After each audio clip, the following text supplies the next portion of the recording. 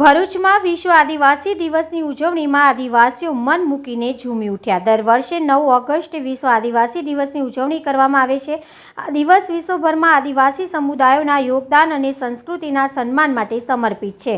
ભરૂચમાં વિશ્વ આદિવાસી દિવસની ઉજવણી જોરશોરમાં કરવામાં આવી। ભરૂચના બંબાખાના વિસ્તારમાંથી આદિવાસી સમાજને ઉજાગર કરતી વેશભૂષા ધારણ કરી આદિવાસી સમાજના ભાઈઓ બહેનોએ રેલી કાઢી રેલવે સ્ટેશન પાસે આવેલા બાબા સાહેબ આંબેડકરની પ્રતિમાને ફૂલહાર અર્પણ કર્યા હતા।